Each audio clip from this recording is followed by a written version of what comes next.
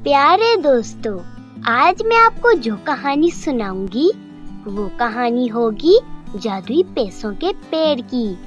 तो चलिए दोस्तों, देखते हैं जादुई पैसों के पेड़ की कहानी। एक बार की बात है कि किसी गांव में मुन्ना नाम का एक लड़का रहता था। मुन्ना के पिता उसी गांव के सरपंच के खेतों में काम करते थे और जो फसल उगती थी उसे बेचकर मिलने वाले नफे से सरपंच जो देता था वही चुपचाप लेकर अपना गुजारा करते थे।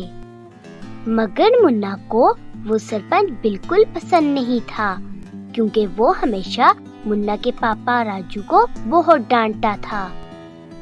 ये क्या राजू, तुम यहाँ बैठे आराम कर रहे हो? तुम्हें खेत जोतने को कहा था ना? तुम्हें एक बात समझ नहीं आती? अगर फसल अच्छी ना हुई तो एक पैसा नहीं दूंगा, समझे तुम? नहीं सरपंच जी, मैं तो अभी तक खेतों में ही था।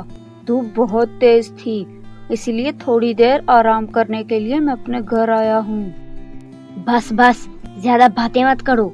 मुझे पता है कि तुम ज्यादा आराम और काम बहुत कम करते हो। इस बार की तुम्हारी तनख्वाह में से मैं 200 रुपए काटूंगा। नहीं सरपंच जी, मेरे साथ ऐसी ज्यादती मत करें। मैं हर बार ही तो आपको बहुत अच्छी फसल देता हूँ। राजू, तुम्हारी जुबान बहुत चलने लगी है। मैं तुम्हें अभी और इसी वक्त नौकरी से निकालता हूँ। ये कहकर सरपंच वहाँ से चला जाता है। राजू बहुत उदास और परेशान होता है। मुन्ना भी वहाँ पर खड़ा ये सब देख रहा होता है। उसे सरपंच पर बहुत गुस्सा आता है। बेटा मुन्ना, अब तुम्हारा क्या होगा? मैं तुम्हें कैसे पढ़ाऊंगा और अब मैं ये घर कैसे चलाऊंगा? पिताजी, आप फिक्र मत करें। आपको जब तक कोई नया काम नहीं मिल जाता तब तक मैं काम करूंगा। मैं जंगल से लकड़ियां काट कर लाऊंगा और शहर में बेचूंगा। मिलने वाले पैसों से हम घर का खर्चा करेंगे। राजू अपने बेटे की बात सुनकर बहुत खुश होता है। राजू अपने लिए नया काम ढूंढने चला जाता है और मुन्ना जंगल की तरफ लकड़ियां काटने निकल पड़ता है। जंगल में पहुंचकर मुन्ना को एक स्वामी जी दिखते हैं। मुन्ना स्वामी जी के पास जाता है और उनसे कहता है, स्वामी जी, मेरी एक समस्या है। हम बहुत गरीब हैं। मेरे पिताजी गांव के सरपंच के खेतों में काम करते थे, मगर उस सरपंच ने मेरे पिता को काम से निकाल दिया। मेरे पापा बहुत बूढ़े हैं, अब वो काम ठीक से नहीं कर सकते। आप प्लीज हमारी मदद करें। बेटा, मैं सब जानता हूँ। मुझे तुम्हारी समस्या का पता है। फिर स्वामी जी कोई मंत्र पढ़कर जादू करते हैं तो वहाँ पर एक पेड़ प्रकट हो जाता है जिस पर बहुत से पैसे लगे होते हैं। बेटा, ये एक जादुई पेड़ है जिस पर पैसे उगते हैं। तुम इसे ले जाओ और अपनी जरूरत पूरी करो, मगर तुम इसे सिर्फ अपनी और गरीबों की मदद के लिए इस्तेमाल करना। मुन्ना बहुत खुश हो जाता है। वो उस पेड़ को लेकर अपने घर आ जाता है। घर पहुंचकर मुन्ना देखता है कि उसके पिताजी बहुत परेशान हैं क्योंकि उन्हें नौकरी नहीं मिली। वो अपने साथ अपने पिता को बाहर लाता है और उन्हें पेड़ दिखाकर सारी बात बताता है। मुन्ना उस पेड़ से कहता है, ए जादुई पेड़, तुम मुझे बहुत से पैसे दे दो ताकि मैं अपनी और दूसरे गरीबों की मदद कर सकूं। फिर वो पेड़ मुन्ना के ऊपर पैसों की बारिश कर देता है। मुन्ना उससे पहले अपनी जरूरियात पूरी करता है और फिर गरीबों की मदद करता है। गांव के सरपंच को जब ये बात पता लगती है तो वो मुन्ना के घर से उस पेड़ को चुरा कर ले जाता है और अपने घर लगाकर उससे पैसे मांगता है। हे जादुई पेड़, मुझे बहुत से पैसे देकर करोड़पति बना दे। मगर उस पेड़ से लाठी निकलकर सरपंच की खूब पिटाई करती है। हाय मर गया रे, कोई बचाओ मुझे, कितना मारोगे? हाय बचाओ, बचाओ कोई मुझे। मगर वो लाठी सरपंच की खूब पिटाई करती है। इसके बाद जादुई पेड़ सरपंच को कहीं दूर फेंक देता है और मुन्ना के घर वापस आ जाता है। इसी तरह मुन्ना गरीबों की मदद करके खुशी खुशी रहने लगता है। तो दोस्तों, अगर आपको हमारी कहानी पसंद आई है तो प्लीज हमारे चैनल को सब्सक्राइब करें और बेल आइकन को दबाना मत भूलें। शुक्रिया। प्यारे दोस्तों, आज मैं आपको जो कहानी सुनाऊंगी वो कहानी होगी जादुई आइसक्रीम के पेड़ की। तो चलिए दोस्तों, देखते हैं जादुई आइसक्रीम के पेड़ की कहानी। एक बार की बात है कि किसी गांव में ऋषि नाम का एक लड़का रहता था। ऋषि बहुत शरारती लड़का था, मगर वो दिल का बहुत अच्छा था। अगर किसी की मदद करनी हो तो वो खुशी खुशी कर लेता था। बेटा, ये सामान मेरे घर तक ले जाओ, मुझसे ये सामान नहीं उठाया जा रहा। आंटी, आप फिक्र मत करें, मैं ये आपके घर तक छोड़ दूंगा। एक दिन ऋषि ट्यूशन से वापस घर आ रहा होता है। उसे बहुत भूख लगी होती है। मुझे तो बहुत भूख लगी है, चलो जाकर कुछ चॉकलेट खा लेता हूँ। ऋषि दुकान पर चॉकलेट लेने जाता है। तभी उसे वहाँ एक गरीब बच्चा दिखाई देता है जिसके पास चॉकलेट खरीदने के पैसे नहीं होते। ऋषि को उस बच्चे पर बहुत तरस आता है और वो अपने पैसों से उस बच्चे को चॉकलेट खरीद कर देता है। यूं ऋषि अक्सर गरीबों और मुसाफिरों की मदद करता था। एक बार ऋषि स्कूल से जा रहा होता है। तभी उसे रास्ते में एक लकड़हारा मिलता है जो एक पेड़ काटने की तैयारी कर रहा होता है। ये पेड़ ठीक रहेगा काटने के लिए। इसकी लकड़ी भी बहुत अच्छी है और इस पर ज्यादा पत्ते भी नहीं हैं। नहीं नहीं अंकल, इस पेड़ को मत काटिए। क्या आपको नहीं पता कि पेड़ काटना एक जुर्म है? पेड़ तो हमारे लिए बहुत जरूरी होते हैं क्योंकि ये हमें ऑक्सीजन देते हैं जिसकी वजह से हम जिंदा रह सकते हैं। चल चल, बाप को मत सिखा। ये पेड़ सवाए रास्ता ब्लॉक करने के हमें और कुछ नहीं देते। अंकल, मेरी बात मान ले, वरना मैं पुलिस को बुला लूंगा। अरे नहीं नहीं बेटा, मैं तो मजाक कर रहा था, मैं यहाँ से जा रहा हूँ। इतना कहकर लकड़हारा वहाँ से दुम दबाकर भाग जाता है। तभी वो पेड़ बोलने लगता है और ऋषि से कहता है, तुम्हारा बहुत बहुत शुक्रिया बेटा, तुमने मेरी जान बचाई। मैं एक जादुई आइसक्रीम का पेड़ हूँ। जब यहाँ से कोई गुजरता है तो मैं अपनी आइसक्रीम गायब कर देता हूँ, मगर आज तुमने मेरी जान बचाई है, इसलिए तुम चाहो तो रोज मुझसे एक आइसक्रीम खा सकते हो। तुम एक से ज्यादा मत खाना, वरना गड़बड़ हो जाएगी। ऋषि बहुत खुश हो जाता है और फिर उस पेड़ से एक आइसक्रीम तोड़कर खाने लगता है। इस तरह कुछ दिन गुजर जाते हैं। एक दिन ऋषि का दोस्त उसके साथ स्कूल जा रहा होता है। सुनो, आज मैं तुम्हें आइसक्रीम खिलाऊंगा और वो भी जंगल से लेकर। ऋषि का दोस्त उसकी बात पर हंसता है और कहता है, क्या क्या कहा, जंगल से? अरे जंगल में तो पेड़ उगते हैं और पेड़ों पर कब से आइसक्रीम उगने लगी। बस तुम देखते जाओ, मैं तुम्हें आज जरूर आइसक्रीम खिलाऊंगा। ऋषि अपने दोस्त के साथ उस पेड़ तक पहुंचता है। फिर उसे पेड़ की वो बात याद आ जाती है कि पेड़ ने कहा था कि सिर्फ एक ही आइसक्रीम तोड़ना। कोई बात नहीं, वैसे भी मैं तो दोनों के लिए एक एक आइसक्रीम तोड़ रहा हूँ। ऋषि पेड़ से 2 आइसक्रीम तोड़ लेता है। वो एक अपने दोस्त को देता है और एक खुद ले लेता है। यूं वो दोनों आइसक्रीम खा लेते हैं, मगर तभी वो पेड़ वहाँ से गायब हो जाता है। अरे अरे, वो पेड़ कहाँ गया? तभी ऋषि को एक आवाज आती है, मैंने तुम्हें कहा था ना कि सिर्फ एक आइसक्रीम तोड़ना, मगर तुमने 2 तोड़ दी। इसलिए मैं यहाँ से गायब होकर किसी और जगह आ गया हूँ। ऋषि को अपनी गलती का एहसास होता है और वो वादा करता है कि आइंदा बड़ों का कहना जरूर मानेगा। तो दोस्तों, अगर आपको हमारी ये कहानी पसंद आई तो प्लीज हमारे चैनल को सब्सक्राइब करें और बेल आइकन को दबाना मत भूलें। प्यारे दोस्तों, आज मैं आपको जो कहानी सुनाऊंगी वो कहानी होगी जादुई ताज के पेड़ की। तो चलिए दोस्तों, देखते हैं जादुई ताज के पेड़ की कहानी। एक बार की बात है कि किसी गांव में नकीता नाम की एक लड़की रहती थी। नकीता बहुत गरीब लड़की थी।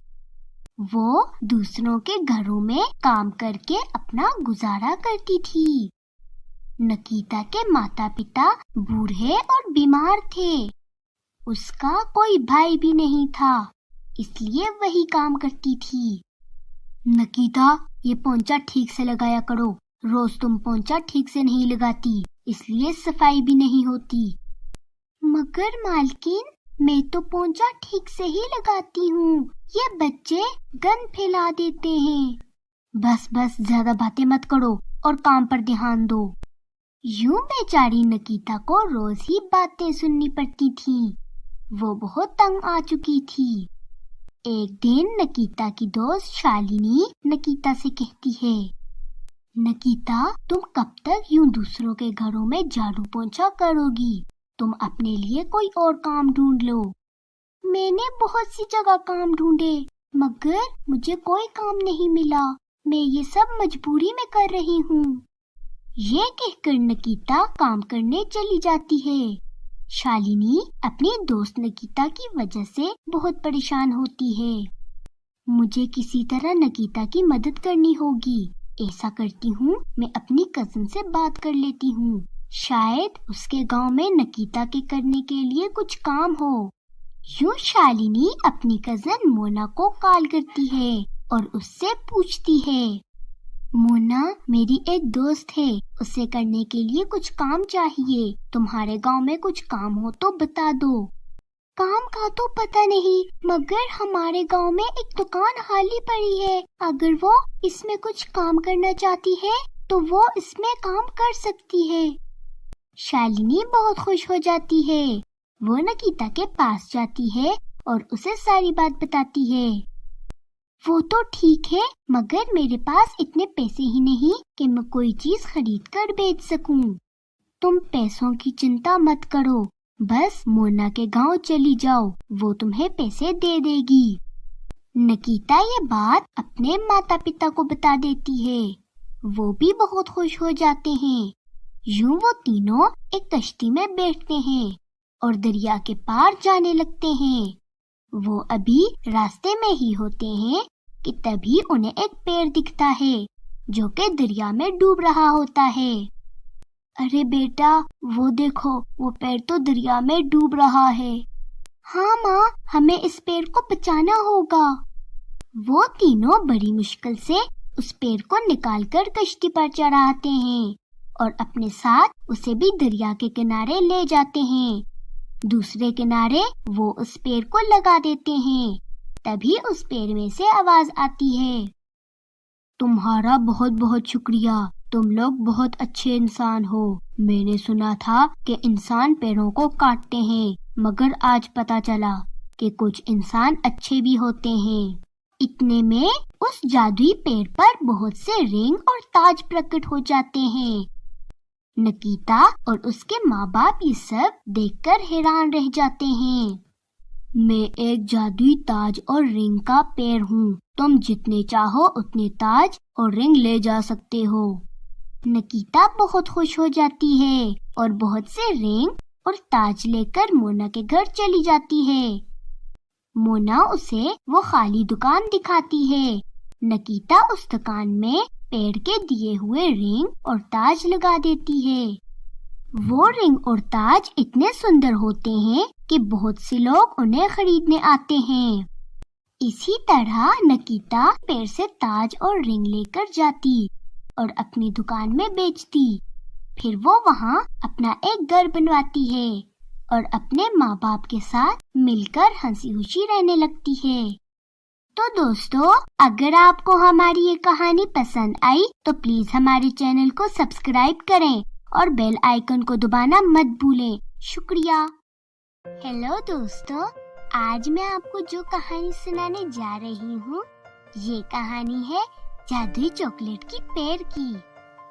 तो आइए दोस्तों, देखते हैं जादुई चॉकलेट की पेड़ की कहानी।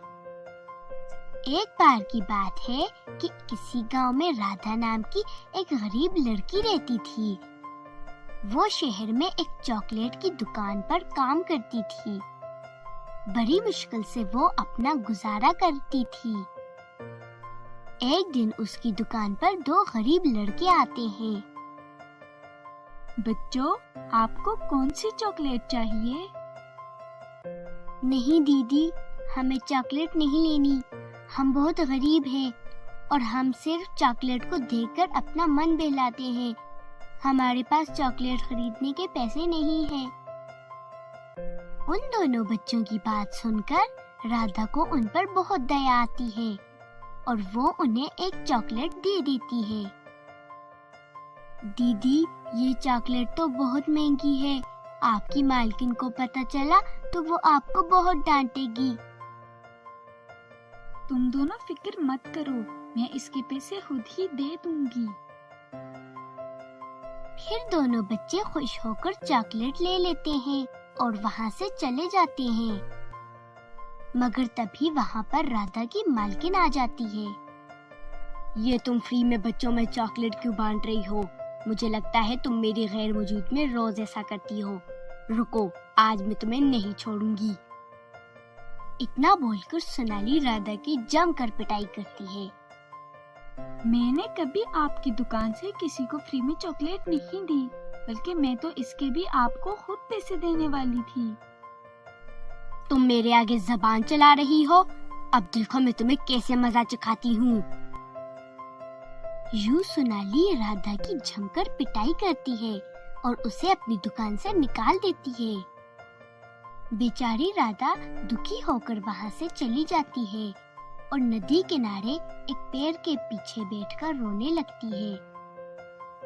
तभी उसे एक पेड़ नजर आता है जिस पर बहुत सी कैंडीज एंड चॉकलेट लगी होती है। राधा जल्दी से उस पेड़ के पास चली जाती है और वो पेड़ राधा से कहता है, राधा, मुझे तुम्हारे बारे में सब कुछ पता है। तुम एक अच्छी लड़की हो और मुझे अच्छे लोग बहुत पसंद हैं, इसलिए मैं तुम्हारी मदद जरूर करूँगा। बोलो, तुम्हें क्या चाहिए? इस दुनिया में मेरे जैसी और भी बहुत सी गरीब लड़कियां हैं जिनके पास चॉकलेट खरीदने के पैसे नहीं हैं। मैं उन सबको फ्री में चॉकलेट देना चाहती हूँ और उनकी मदद करना चाहती हूँ। तुम बहुत नेक दिल हो, तुम मुझे अपने घर ले चलो, मैं तुम्हें रोज बहुत सी चॉकलेट दूंगा। राधा ये सुनकर बहुत खुश हो जाती है और उस पेड़ को अपने साथ अपने घर ले चलती है। घर पहुंचकर वो चॉकलेट का पेड़ राधा को बहुत सी चॉकलेट देता है। राधा उन सभी चॉकलेट को एक बड़ी टोकरी में इकट्ठा कर देती है। यूं वो पेड़ राधा को कुछ सोने के चॉकलेट देता है और कहता है, राधा, ये सोने के चॉकलेट हैं, तुम इन्हें बेचकर अपनी गरीबी दूर कर सकती हो। राधा उन चॉकलेट को बेच देती है और बहुत से पैसे इकट्ठे कर लेती है, जिनसे वो अपने लिए एक बड़ा घर बनवा लेती है और बहुत से नए कपड़े खरीदती है। यूं राधा गरीब बच्चों में चॉकलेट बांटने लगती है। इसी तरह कुछ दिन गुजर जाते हैं। एक दिन राधा की मालकिन राधा को चॉकलेट बांटते हुए देख लेती है। ये राधा के पास चॉकलेट खरीदने के पैसे कहाँ से आए? जरूर दाल में कुछ काला है, पता लगाना चाहिए मुझे। यूं सोनाली राधा का पीछा करके उसके घर तक पहुंच जाती है। राधा के घर को देखकर सोनाली बहुत हैरान हो जाती है। फिर वो देखती है कि राधा जादुई पेड़ से चॉकलेट टोकरी में इकट्ठा कर रही होती है। अच्छा, तो ये बात है। इसी चॉकलेट की पेड़ की वजह से राधा बहुत अमीर बन गई है। अब मैं इसे जान से मारकर इस पेड़ को ले लूंगी। शाम होते ही सोनाली एक पिस्तौल लेकर राधा के घर के अंदर घुस जाती है और राधा के कमरे में पहुंच जाती है। सोनाली, क्या बात है? तुम ये पिस्तौल लेकर मेरे कमरे में क्यों आई हो? ऑफ कोर्स राधा, मैं तुम्हें गोली मारने आई हूँ। यहाँ कहीं शादी तो नहीं जो मैं इस पिस्तौल से फायरिंग करूंगी। अब गोली खाने के लिए तैयार हो जाओ। जरा सब्र करो, मैं मेकअप करके आती हूँ। मगर मुझे तो कोई बीमारी ही नहीं जो तुम मुझे गोली खिला रही हो। अरे पागल लड़की, तुम्हारे दिमाग में गोबर भरा है क्या? मैं तुम्हें पिस्तौल की गोली से मार दूंगी। इतना कहकर वो राधा पर गोली चलाने ही लगती है कि अचानक जादुई पैर से एक डंडा निकलकर सोनाली की खूब जमकर पिटाई करता है। अरे अरे, कोई रोको इस डंडे को, कोई मुझे बचाओ। नास में डंडे अब बस भी कर दे, कितना मारेगा। मगर वो डंडा सोनाली की पिटाई करते हुए उसे राधा के घर से निकाल देता है। इस तरह राधा बहुत खुश हो जाती है और वो जादुई पैर का शुक्रिया अदा करती है और सब हंसी खुशी रहने लगते हैं। तो दोस्तों, अगर आपको हमारी ये कहानी पसंद आई तो प्लीज हमारे चैनल को सब्सक्राइब करें और बेल आइकन को दबाना मत भूलें। शुक्रिया।